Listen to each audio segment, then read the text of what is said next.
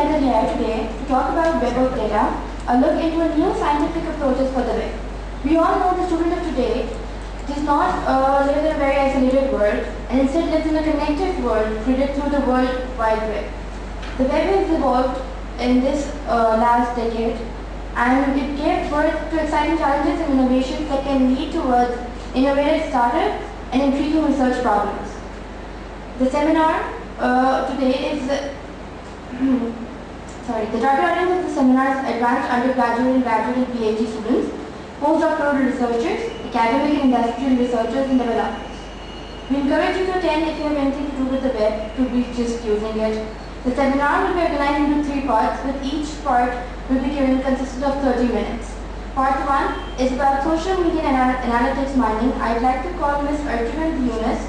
She's recently completed her master's at one of the world's most prestigious computer science school, namely Korea Advanced Institute of Science and Technology, under the supervision of one of the most computer scientists of the world, that is Professor Yu Yong Wang. Ma'am, can you please come on?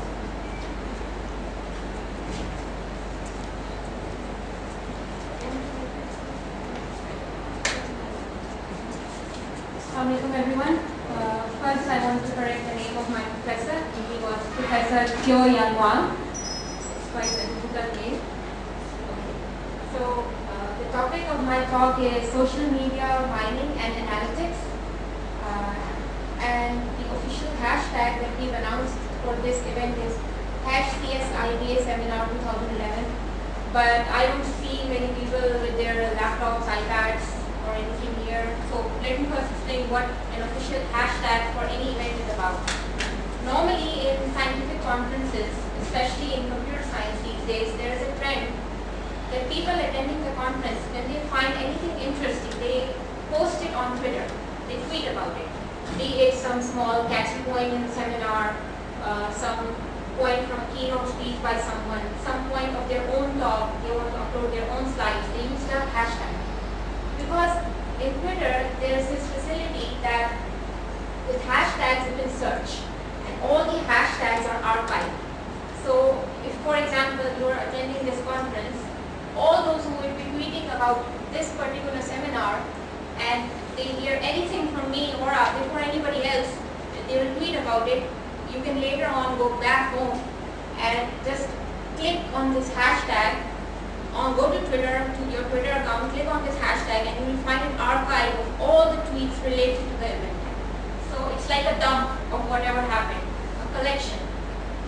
So if you ever want to recall some main points of any conference or anything, this is, and normally conferences these days, the big ones, the really reputed ones, they even maintain the dumps of these, the tweets, all the tweets, and they upload them.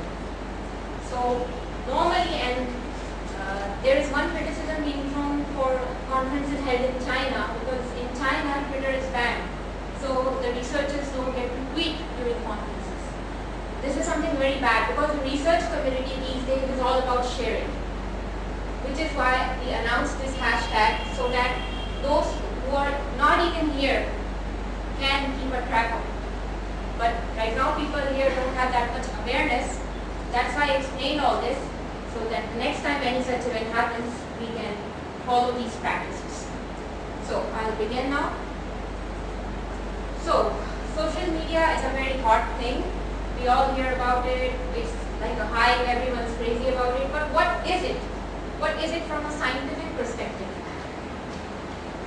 Avinash Kaushik, Google's analytics evangelist, says social media is the hot thing in town. Everyone wants to do it. No one actually knows how. I'll go into a little bit of that how, but not all of it due to the time limitation. We covered some of it during our course, in the summer course. 2 lectures were devoted to social media. So firstly, let me make it clear, social media is not only about social networks, no. If you're using Facebook, if you're updating your Facebook status or posting a tweet, that is not social media. Social media is something vast. It's something big. How big, you'll see. But it is not just about social networks. According to Wikipedia, it is a media for social interaction using highly accessible and scalable communication techniques. It It is the use of web-based and mobile technologies to turn communications into interactive dialogue. So what I did before starting my talk was that I activated my Twitter mobile so that I see nobody tweeting from here, I'll tweet myself. No problem, people don't have the culture, the awareness here, I'll tweet myself.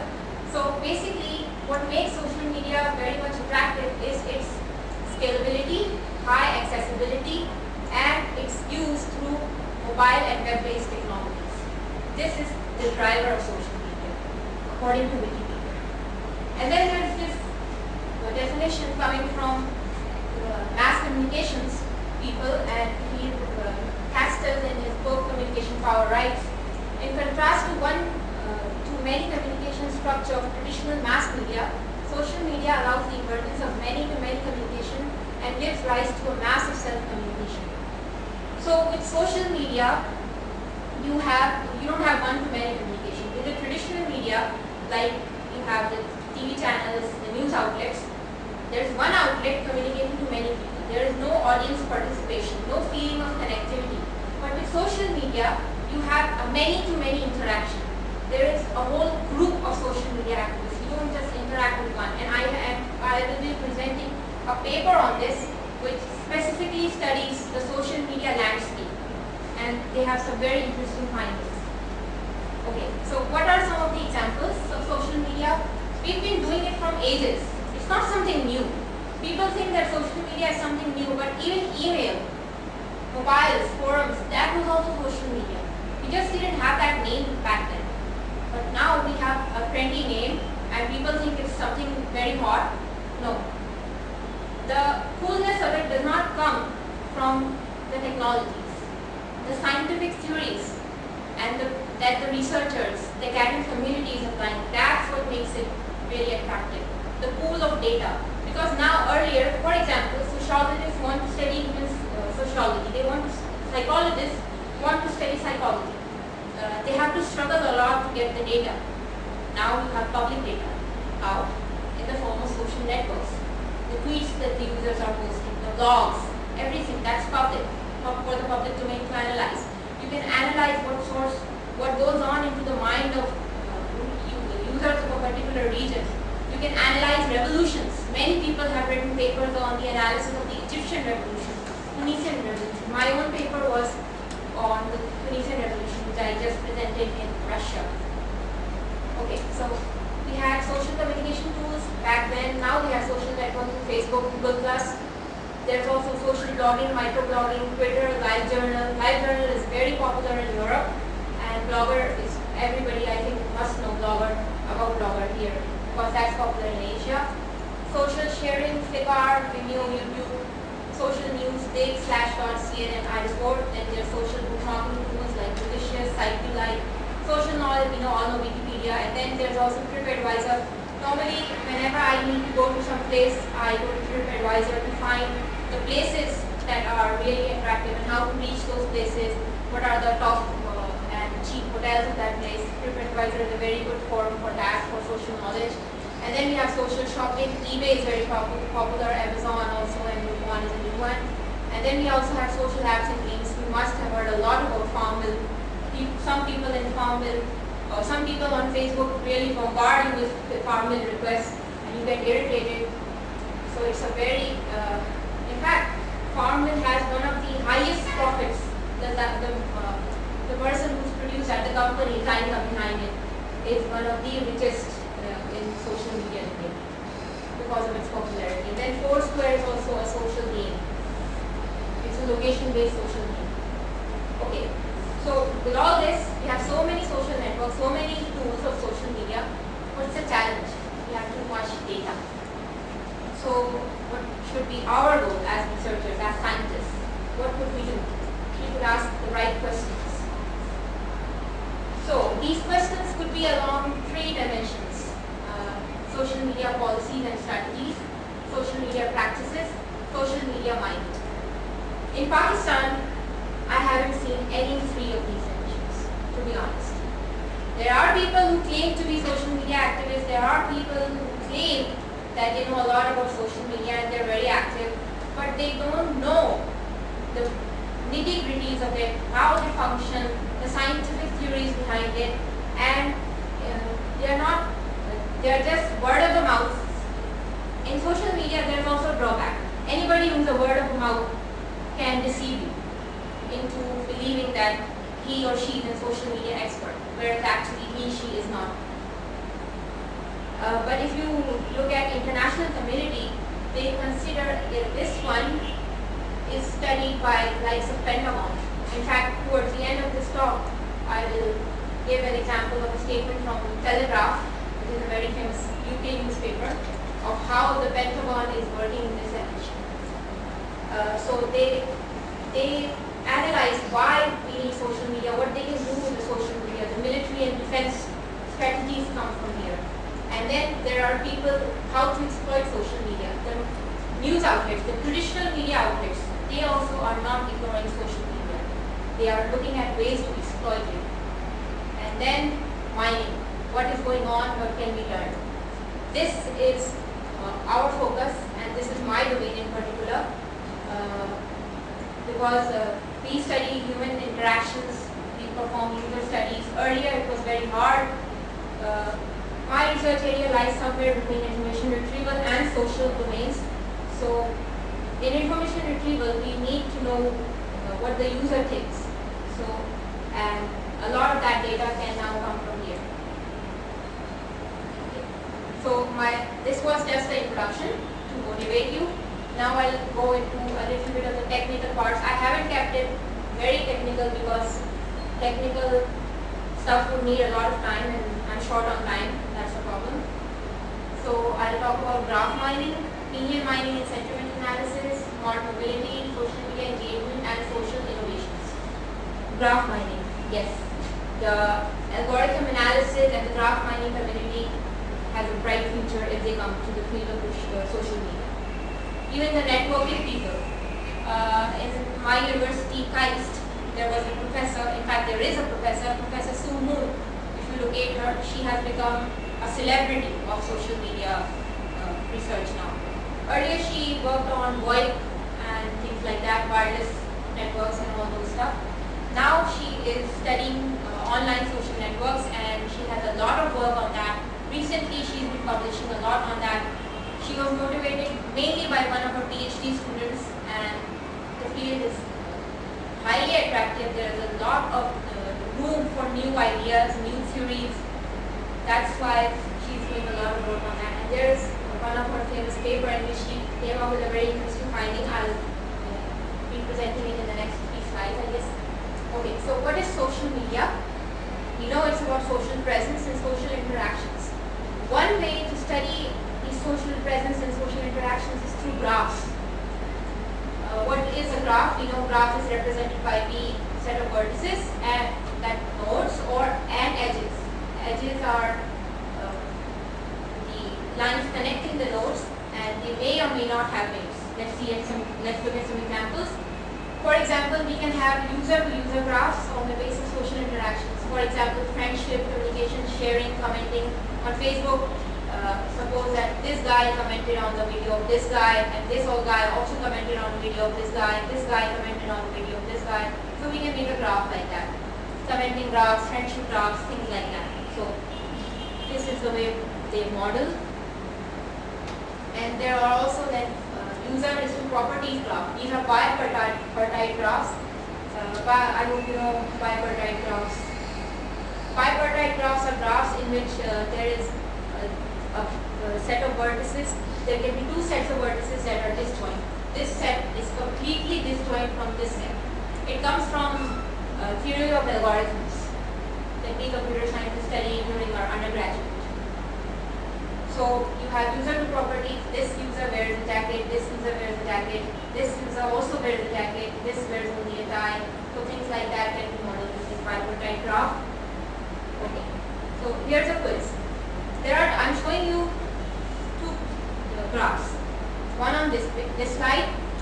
This is average age distribution across social network sites, and on average how many hours a day do you use your iPad. These are 2 graphs. You can see some results. And then there's a graph on how big is Twitter really.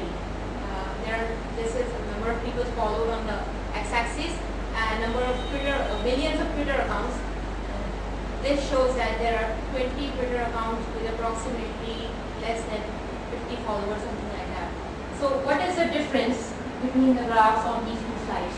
And whoever answers this correctly will get a gift. So anybody? It's a What is the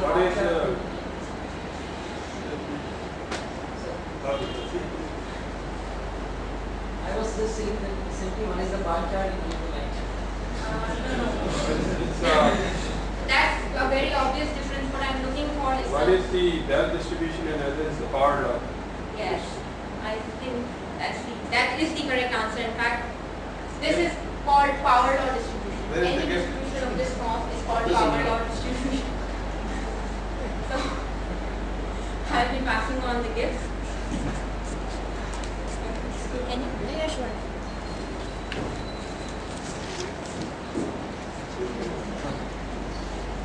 So this was just for fun, but yes, that's correct. It is power law. What is power law?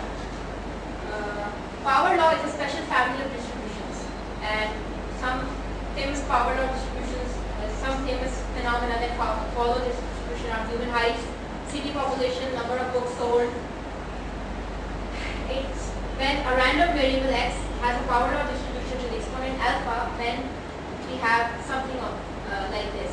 The random variable is modeled like this, x to power 8. That's why it's called power law. You know the famous 80-20 rule, Pareto principle. That's actually a power law. It's based on the power law. For many events, roughly 80% of the effects come from 20% of the causes.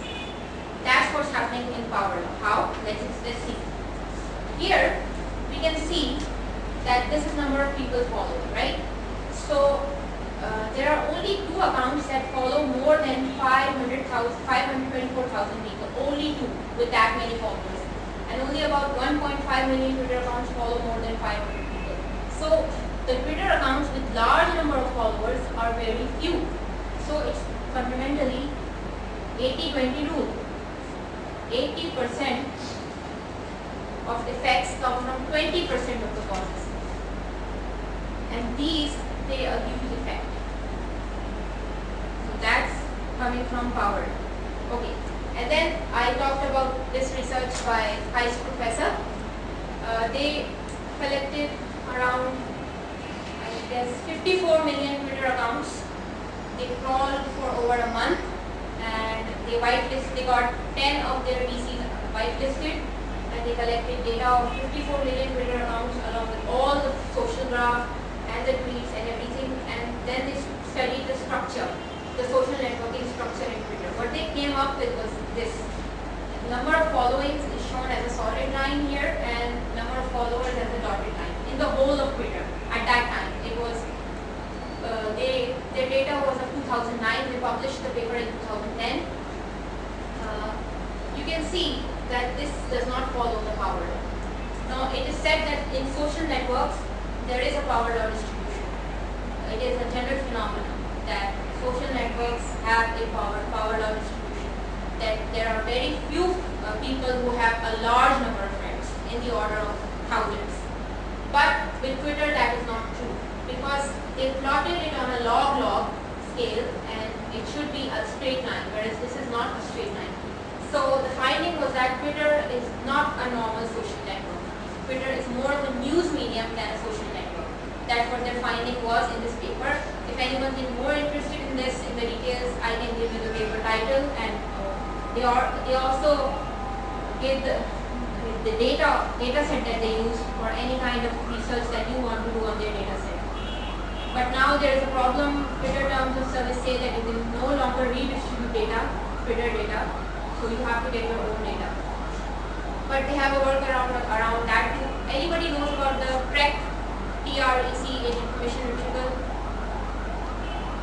So that is publicly released data sets for scientific researchers, and this year they have released a Twitter data set of 16 million tweets. They want you to create a search engine, a real-time search engine. That was their challenge. The deadline is already already passed in August, but this track would be releasing Twitter dataset every year. This microblog track will now be a regular part of their tracks. There are many other tracks, crowdsourcing track, legal track, web spam track, and all sorts of things, blog track. So anybody interested in information retrieval must follow the TREC track.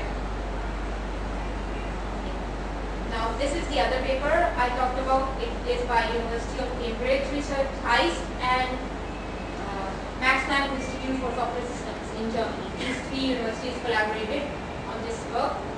So what it was about was the media landscape in Twitter. They studied how social media, the map of the social media within Twitter.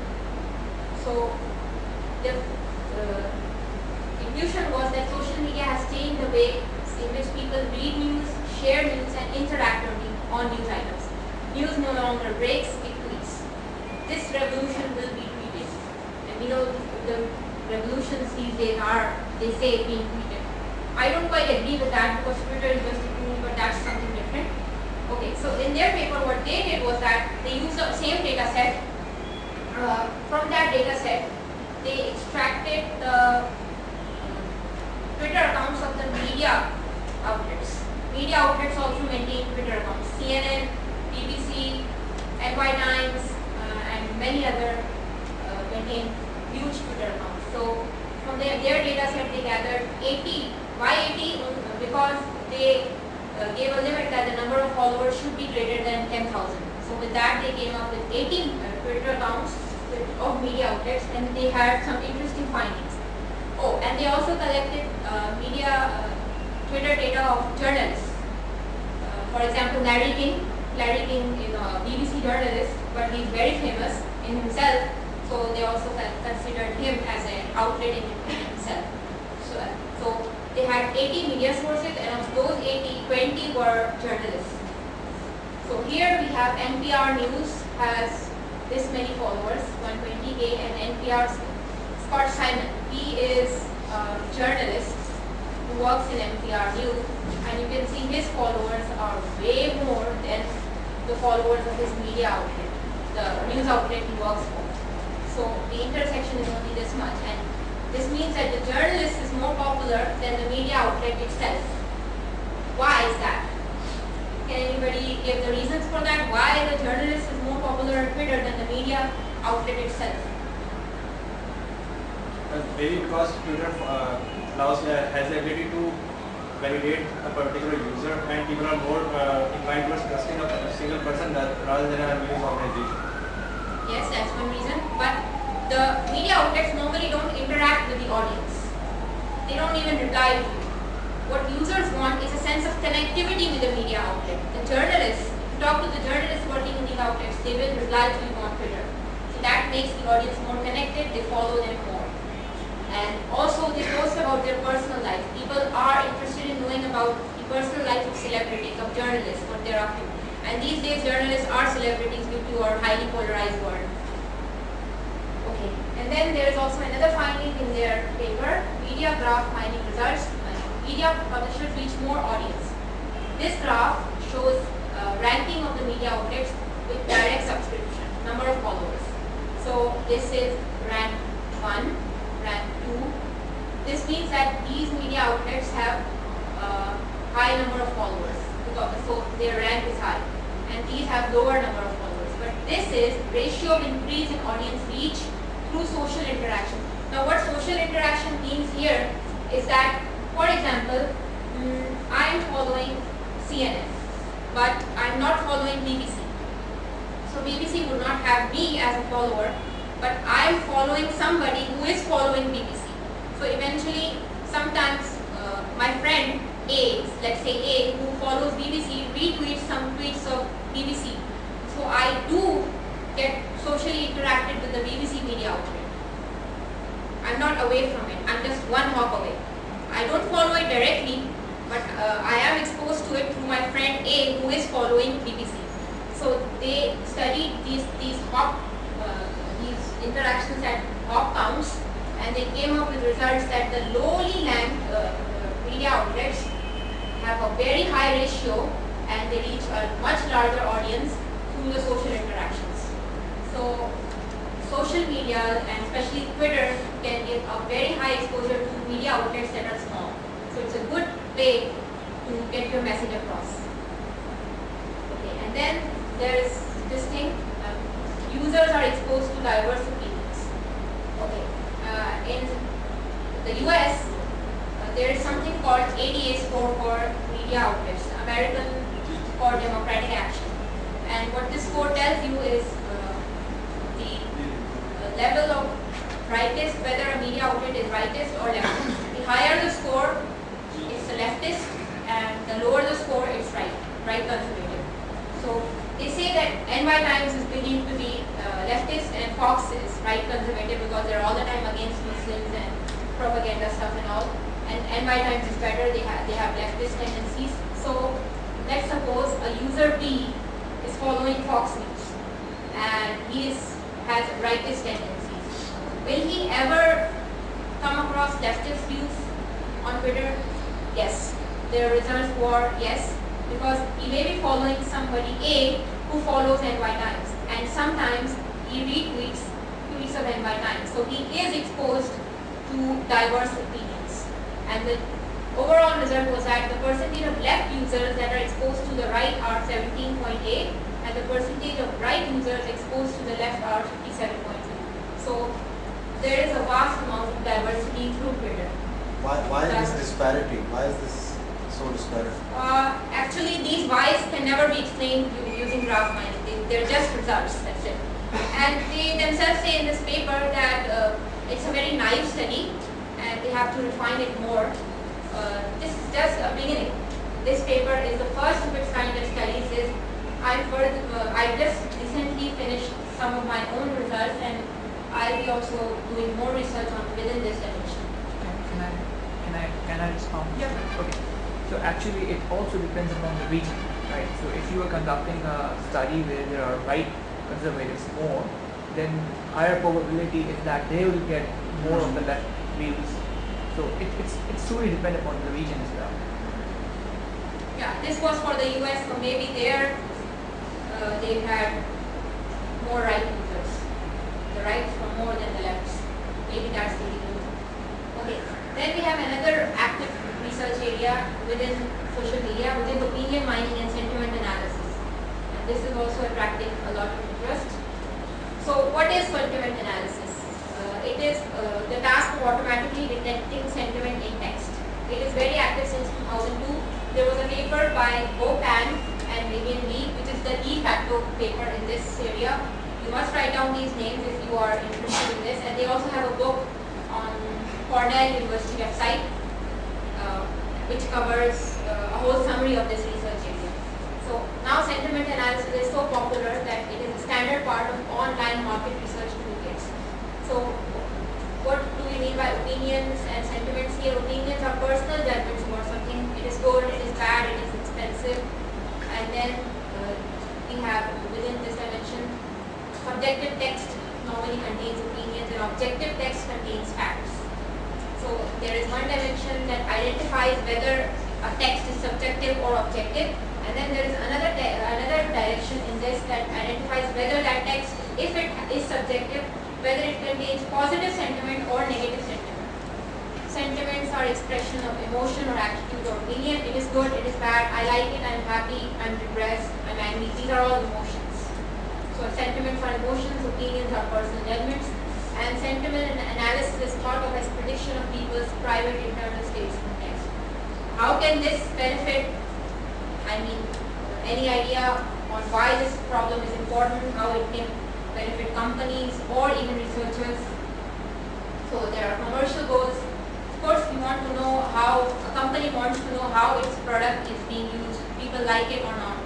So they can use sentiment analysis methods on the text, on people's blog posts, people's tweets. Yes? How is the unstructured language in these opinions filtered out?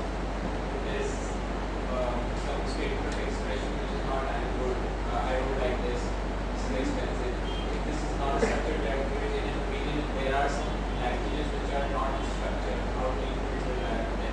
You mean cross-lingual sentiment analysis? Just a statement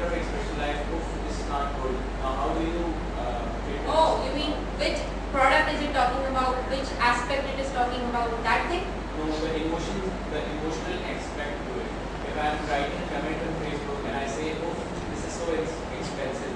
So that oof is not a structured language. Okay? Oh, that is a cross-lingual issue. We call it it comes from a different language. Oof is an Urdu word. So cross-lingual sentiment analysis has yet to be explored. It can be a very good research area if you are willing to work in that.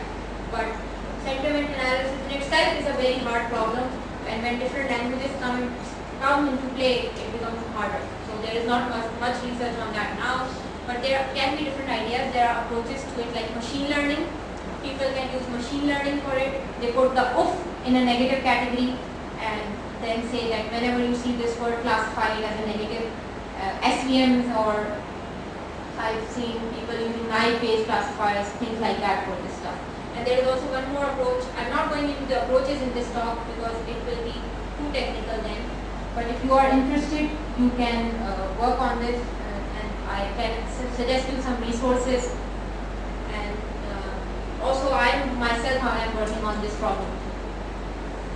So we determine overall. It is useful for determining overall opinions about a product, determining opinions about parts of a product. So this is challenging. The screen of the M90 is too small, but its weight is very light. So the review about the screen is negative, but about the weight is positive. So extracting which aspect is liked by a user and which aspect is not liked is also one of commercial analysis, sentiment analysis. Yes? Let's say there are thousands of text messages or text which are to be analyzed. Then what's the way we do it in the computer science? I mean, is it just some keyword which we put in? No. It's natural language processing, machine learning. The widely applied methods are machine learning. Okay. I took 2 questions, but now if anyone has a question, please write them down. We will be taking them at the end, but otherwise I will never be able to finish. Then we can also determine changes in overall customer brand opinion, varying proportions of positive, negative comments in response to advertising. For example, how is my advertising campaign getting responses? Is it doing good? We can determine the overall changes. Like I collected data today, collect data after 1 week. How is the opinion changing? The opinion graphs we can make. So this can also help advertising agencies. And then identify individual unhappy customers. Sometimes you get unhappy with the product and you immediately go and write a Facebook status or a blog post or a tweet. And this can help the companies improve their products if they apply sentiment. In fact, companies are now hiring these researchers of sentiment analysis domains to make them improve. And then there's also for researchers, we can track trends in sentiment over time, identify changes in sentiment, discover patterns. In fact, they say that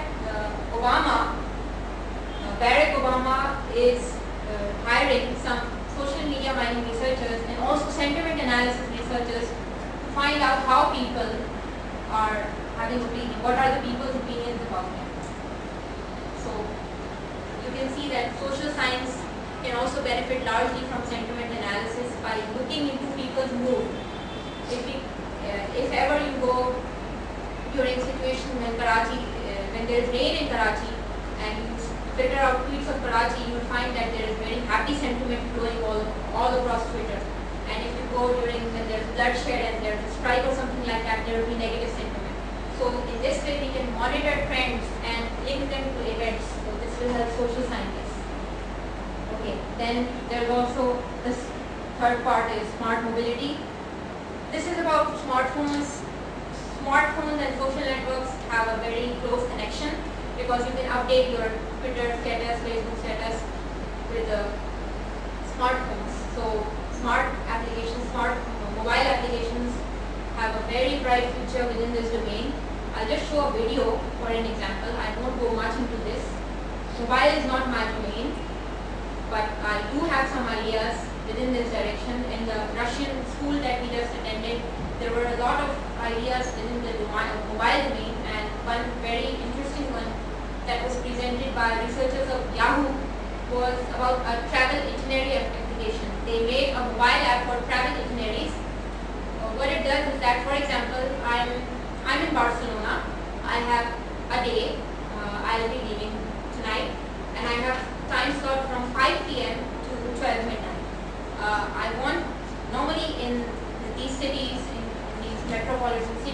to a bus company, and the bus companies give you a travel itinerary that you can go to this place, spend this much hours there, then go to this place, spend this much hours there on the basis of your budget, time budget that you have. So this is a little bit costly because the bus companies take money, charge you for this. But what their application does is that using Flickr data, on Flickr you upload photos with timestamps. So they took data of Flickr users who had been to those places, and for example, there is a place in Barcelona with timestamps close to each other, and then there is a place with timestamps far away. So they can get an approximate idea of the time that it will take to reach the place, and then based on that they construct an automatic travel itinerary for you. You just enter on your mobile phone that I have time from this much to this much, and I want a travel itinerary, please make it for me. The application is called Yahoo Travel, and it was made by Sihim Amar Yahya. She's a very famous name within information retrieval and databases. I can give you the paper if you want. Okay, now let's see this video.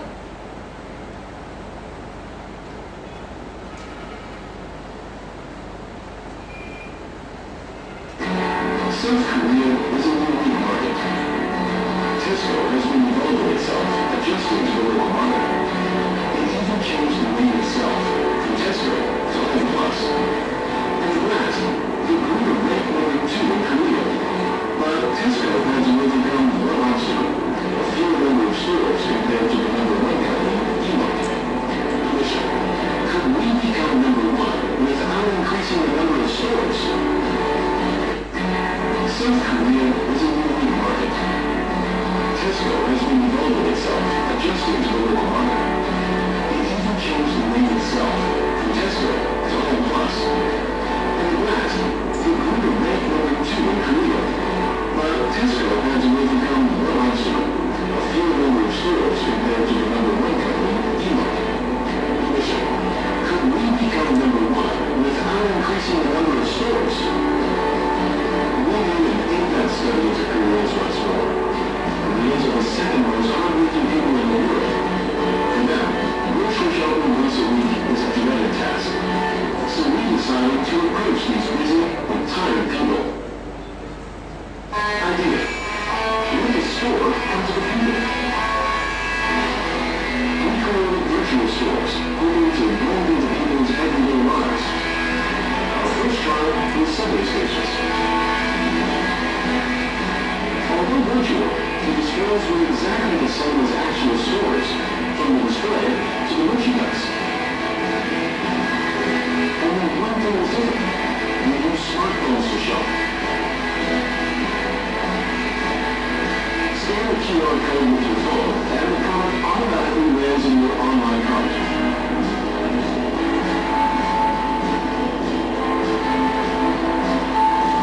When your online purchase is done, it will be delivered to your door right after you get home. People can relax more after work and on weekends.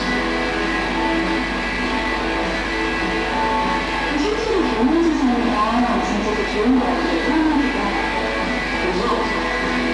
People can shop at Tesco Home Plus wherever they go without having to visit the actual store. Moreover, you can change their reading time to shopping time. After this campaign, online sales increased tremendously. Through this campaign, 10,287 consumers visited the online Home Plus mall using smartphones. The number of new registered members rose by 76%, and online sales increased 130%. Currently, Home Plus has become number 1 in the online market, and is a very close second offline.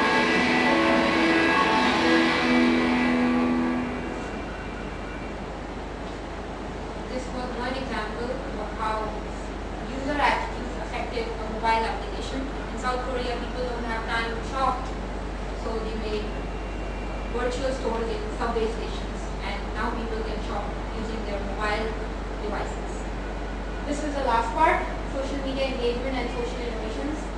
Okay, back in March of this year, when we were enjoying the World Cup, there was a conference, World Wide Web 2011 in India, and there was a co-located workshop in that conference, and it was mainly for the developing world, countries like us, India, Pakistan, Sri Lanka, Bangladesh, and what they wanted was papers from mostly people of developing countries for social applications, social ideas that can benefit people, and for the social good.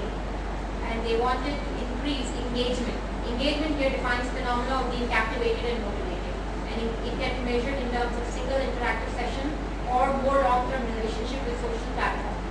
So this was their focus, how to use social media to focus on social problems and how to make social media available for people who generally do not have access to the internet.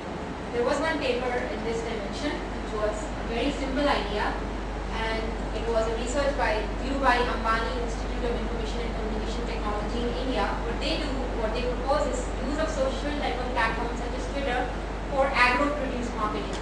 When farmers have their products ready, what they can do is they can notify sellers or buyers via tweets using a hashtag that could be known to the seller. And then the seller can notify back via the same hashtag that I am interested in buying this product. What is the benefit is that third-party involvement is minimized. The farmer gets more profit. That's the number one benefit. And the second benefit is the collected tweets from sellers and buyers can be used to generate classified, summarized information from buyers, sellers, for buyers, sellers, and companies. For example, they can answer questions like, what is the price range for this particular region, for this particular product by these buyers. It's a very simple idea, but for a country like India, it can do a lot of good. So these are some examples of researches in this dimension. And then some more applications.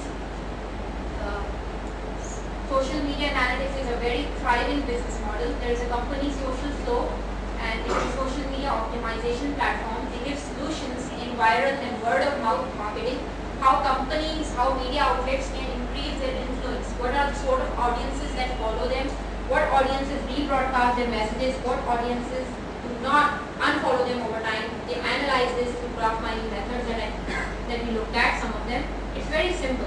Just use graph theory and monitor tweets, retweets, followings, followers. And all of this is available through the Twitter API. Then I said about within military and defense. This is from Telegraph. The Pentagon sees the advances in social media as a new battlefield and something that needs to be looked at to track the information being provided about military operations on the web. So this is also a domain of social media, and why social media analytics is important. A very strategic area, in fact. And I thought I already talked about the Obama campaign.